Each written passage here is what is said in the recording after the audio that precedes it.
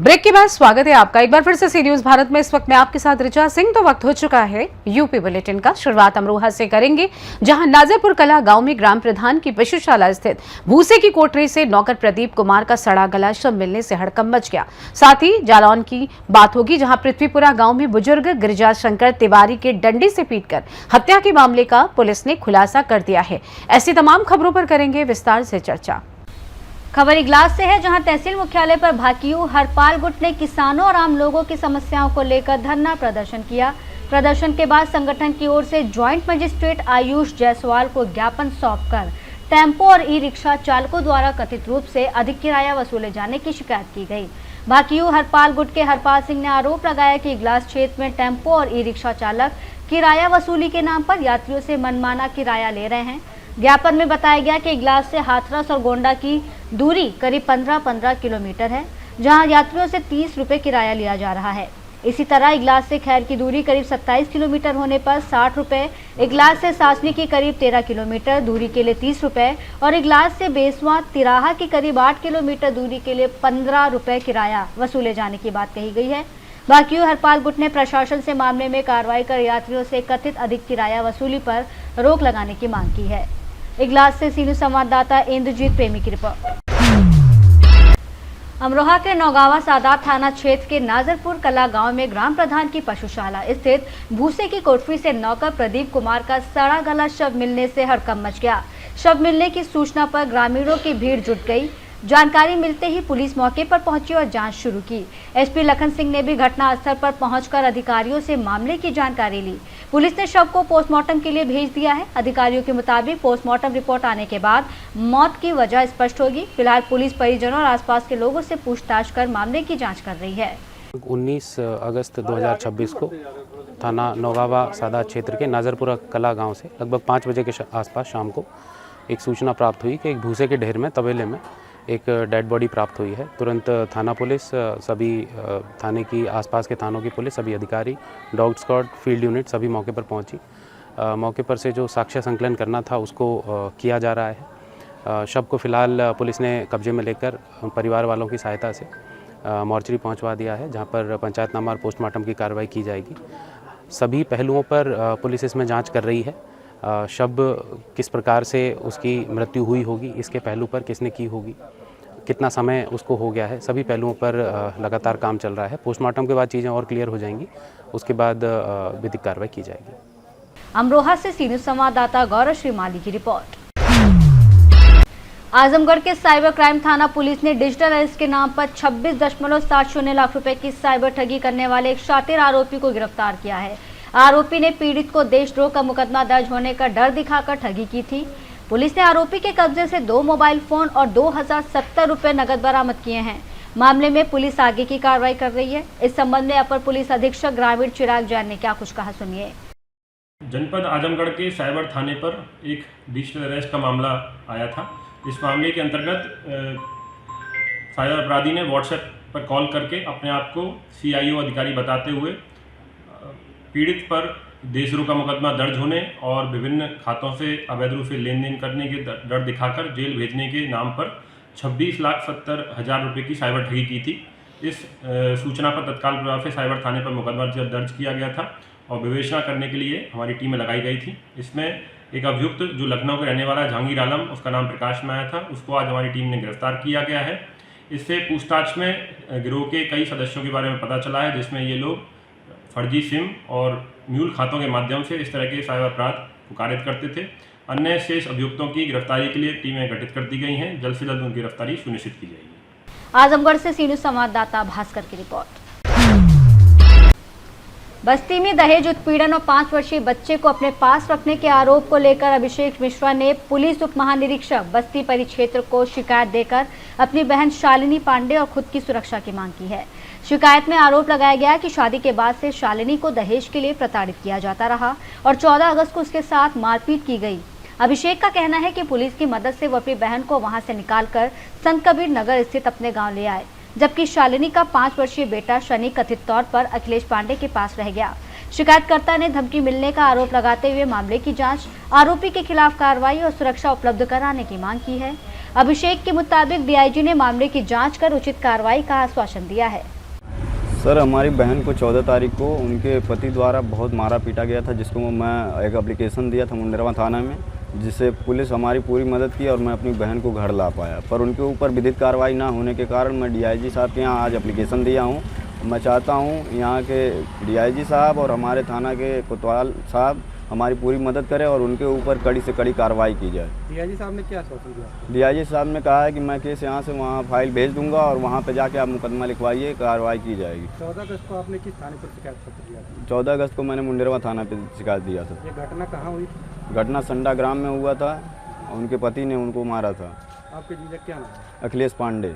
उनके पिताजी का नाम लक्ष्मी शंकर पांडे। ये एक वीडियो वायरल हो रहा है जो आरोप लग रहा है पुलिस के ऊपर कि पुलिस ने मारा है, ये कहाँ तक सत्य है? सर, मुझे नहीं लगता उसमें कोई सत्यता है। क्या है कि वो आदमी थोड़ा मेंटल टाइप का है। वो उसके घर वाले जब वो मारता पीटता है मेरी बहन को, घर वाले बोलते हैं कि उसके सर में बचपन में चोट लग गया था, इसकी वजह से हाइपर हो जाता है। अगर ये प्रॉब्लम है तो उसे मेंटल हॉस्पिटल में दाखिल करवाना चाहिए, दवा करानी चाहिए। अब कोई पागल होकर कोई किसी को मारेगा थोड़ी। अब वो कई बार तो अपने ऊपर ही डीजल डाल दिया, अपने आप को जला लिया। उसके बाद मेरी बहन को कई बार जलाने की कोशिश किया, एक बार चाकू से भी मारा। तो इसमें मैं नहीं ये मानता हूँ कि वो सही बोल रहे हैं। आप चाहते क्या हो? मैं चाहता हूँ सर विधिक कार्रवाई हो उनके खिलाफ। क्या नाम है आपका? अभिषेक मिश्रा। आपकी बहन का क्या नाम है? शालिनी पांडे।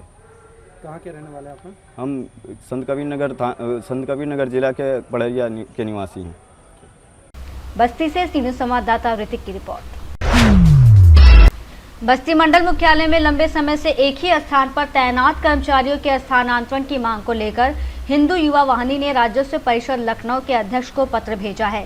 संगठन के जिला महामंत्री कन्हैया लाल का आरोप है कि कई कर्मचारी 10 से 12 वर्षों से एक ही कार्यालय में तैनात हैं, जिससे अनियमितता, भ्रष्टाचार और अनुशासनहीनता की शिकायतें सामने आ रही हैं।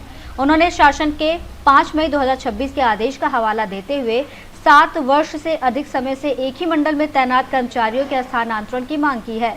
पत्र में 6 कर्मचारियों के नाम भी दिए गए हैं। संगठन ने मामले की जांच कर आवश्यक कार्रवाई की मांग की है। कन्हैया लाल ने कहा कि कार्रवाई नहीं होने पर वो मुख्यमंत्री योगी आदित्यनाथ से मुलाकात कर मामले को उनके सामने रखेंगे। तो ये है कि कमिश्नर ऑफिस में कुछ समूह के कर्मचारी हैं, हालांकि बहुत ज़्यादा थे, कुछ तो रिटायर हो गए, लेकिन अभी कुछ हैं जो विगत 15-15 साल से, कुछ इससे भी ज़्यादा से, वो सब डटे पड़े हैं यहाँ। कमिश्नर साहब के पास 3 जिला है, वो कहीं से भी कर्मचारी ले सकते हैं, उससे हमें कोई एतराज़ नहीं है। लेकिन 15-15 साल से संबद्धीकरण का कोई प्रोसेस गवर्नमेंट के पास नहीं है। इसके लिए समय समय पर तमाम शासनादेश बनते रहते हैं। अभी 5 मई 26 को भी माननीय मुख्य सचिव की तरफ से एक शासनादेश आया है, जिसमें हुआ कि 7 वर्ष से अधिक समय तक समूह के जो भी कर्मचारी अपने पद पर एक जगह हैं, उनको अन्यत्र दूसरे जनपद में स्थानांतरित कर दिया जाए। हमने उस संबंध में कई दफ़े पत्र लिखा।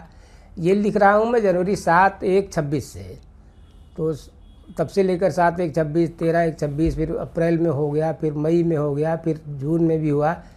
मैंने जुलाई में भी 1 जुलाई को और 26 जुलाई को पत्र दिया है। अभी 12 अगस्त को भी मैंने पत्र भेजा है। कौन कर्मचारी हैं, क्या नाम है? कुछ कर्मचारी हैं, जैसे सलभ हैं, एक राजेश जी हैं, एक अनुपम जी हैं, ऐसे 5, 6, 7 कर्मचारी हैं। कितने वर्षों से वो यहाँ पर हैं? ये लगभग 15 वर्ष से हैं। अच्छा, सरकार की मंशा है कि कर्मचारियों को समय समय से जो भी नियम है वो उनको इधर से उधर किया जाए, ताकि उनके काम में पारदर्शिता बनी रहे। इन लोग लंबे समय से इसलिए घाघगिरी भी कर रहे हैं, बहुत लंबे लंबे घा गए लोग। कोई भी फरियादी जाता है, इतना ही नहीं, वकील साहब लोग जाते हैं, वो भी फजीहत होते हैं इन लोगों के यहाँ, काम को सुनते नहीं हैं, जनता का काम बाधित होता है। सरकार की मंशा के विपरीत काम करते हैं तो सरकार की मंशा को भी पलीता लगता है।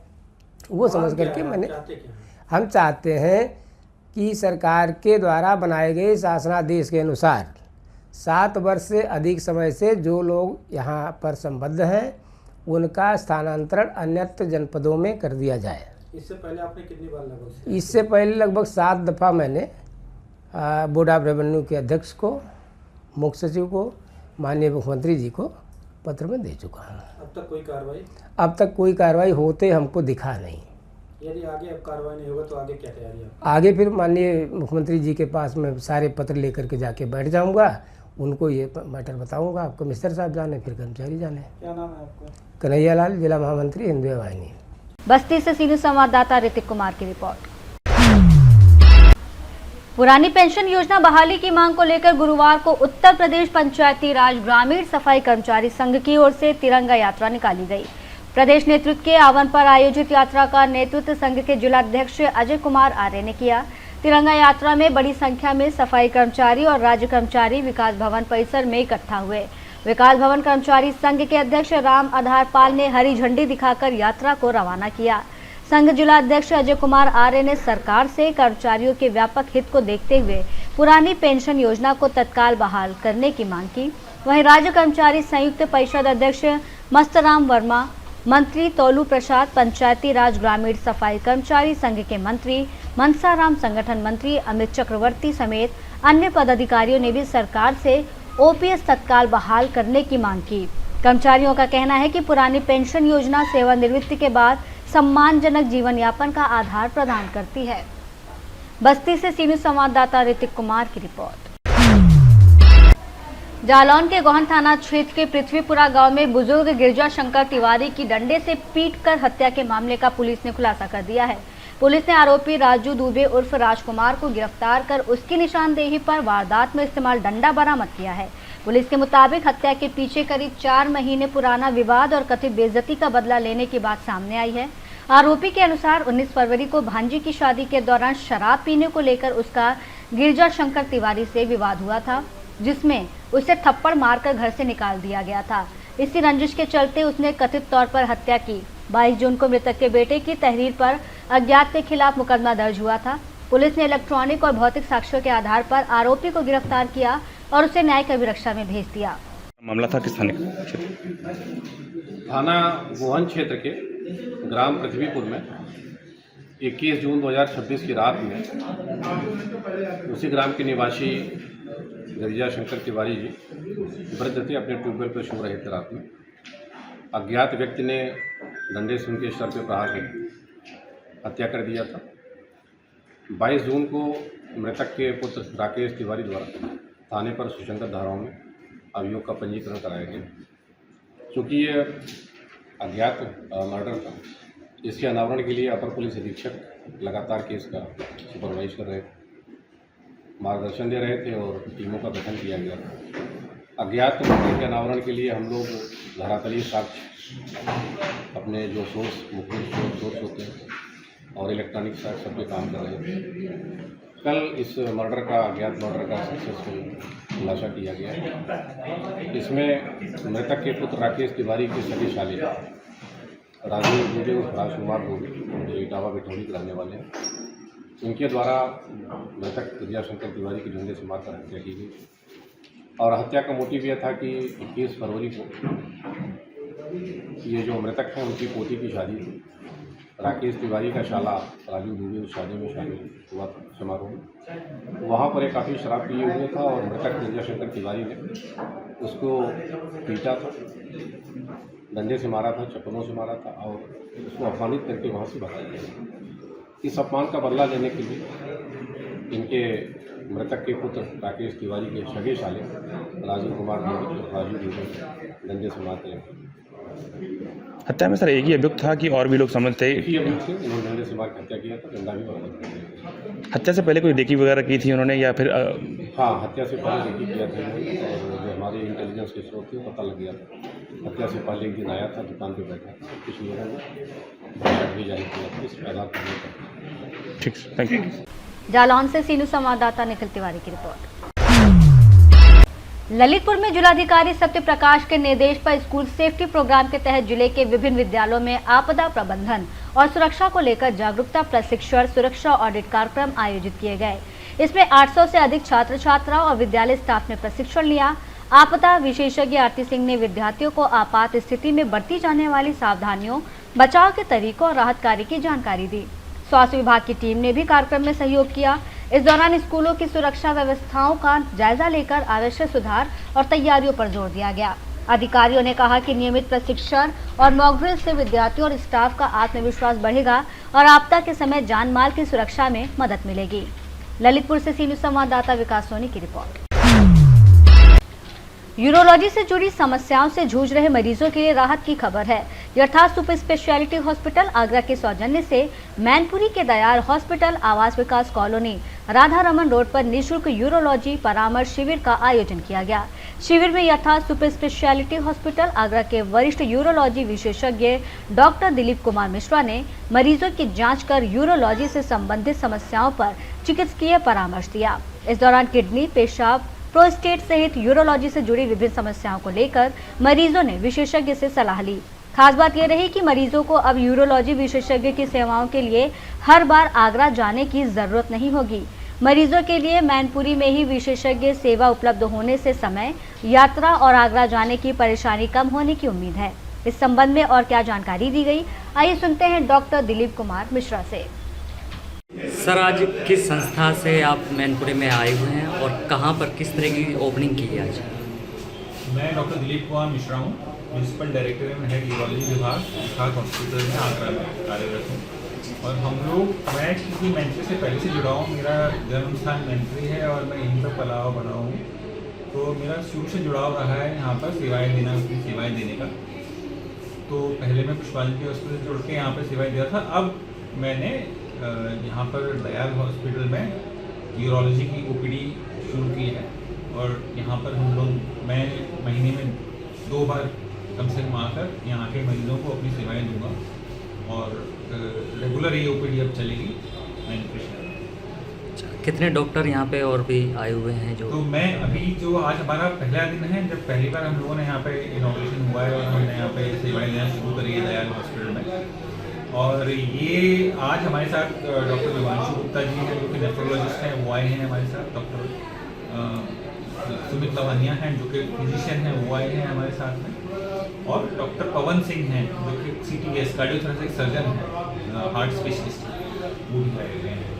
तो आज हम लोगों ने शुरुआत करी है और हम लोग इसका जल्दी ही इसका एक अखबार के द्वारा और अन्य सोशल मीडिया माध्यम से ये जानकारी दी जाएगी कि हम सब लोग कब कब यहाँ पर बैठेंगे। और महीने में कम से कम 4 ओपीडीज रहेंगी हम लोगों की, सुपर स्पेशलिटी ओपीडीज मैनपुरी शहर में, जो कि आयोजित की जाएंगी यथार्थ हॉस्पिटल के द्वारा। और हम लोग यहाँ पर नियमित रेगुलरली आके मरीज देखेंगे और सारी सेवाएँ यहाँ पर करेंगे। अच्छा, किस तरीके की फीस रहेगी यहाँ पे अन्य पेशेंटों के लिए? जैसे हाँ, जनरली जो फीस हम लोग की आगरा में रहती है उससे सब्सिडाइज रेट पर रहेगी फीस एक्चुअली। और क्योंकि यहाँ पर हम लोग ये मान के चलते हैं कि थोड़ा सा जो ग्रामीण तबके से पेशेंट आते हैं वो इतने अफोर्डेबल नहीं हो सकते, तो सबको अगर हमको सेवाएँ देनी है, सबको हमको अपनी सुविधाएँ प्रदान करनी है जिससे कि सभी को इलाज का लाभ मिल सके, तो हमको फीस नॉर्मली या तो हम लोग कभी कभी निःशुल्क कैंप रखेंगे या फिर बहुत ही सब्सिडाइज रेट पर फीस वगैरह यहाँ ली जाएगी, वो बता दिया जाएगा। मैनपुरी से सी न्यूज़ संवाददाता कैलाश की रिपोर्ट। सोनभद्र के अनपरा नगर पंचायत में लगातार हो रही बारिश के कारण जल निकासी व्यवस्था की स्थिति सामने आ गई है। नाले नालियां जाम होने और कई जगह अधूरी नालियों के चलते वार्ड नंबर 3 में कई घरों में 2 से 3 फीट तक पानी भर गया, जिससे लोगों को भारी परेशानी का सामना करना पड़ा। वहीं वार्ड नंबर 13 में भी सड़कें जलमग्न हो गईं। स्थानीय लोगों ने हिंडाल्को कंपनी की पाइपलाइन और बंद जल निकासी मार्ग को जल भराव की वजह बताया है। नगर पंचायत के अधिशासी अधिकारी चैतन्य तिवारी ने कहा कि कंपनी से बातचीत कर जल निकासी का रास्ता खोलने और पाइप की सफाई कराने का प्रयास किया जाएगा। साथ ही अधूरी नालियों को पूरा कराने और अन्य जल भराव वाले स्थानों पर समाधान की बात कही गई है। लगातार बारिश के बीच लोगों को अब जल भराव से अस्थायी राहत मिलने का इंतजार है। RC यादव मेरा नाम है, सनाश्री राजबली यादव, वार्ड नंबर 3।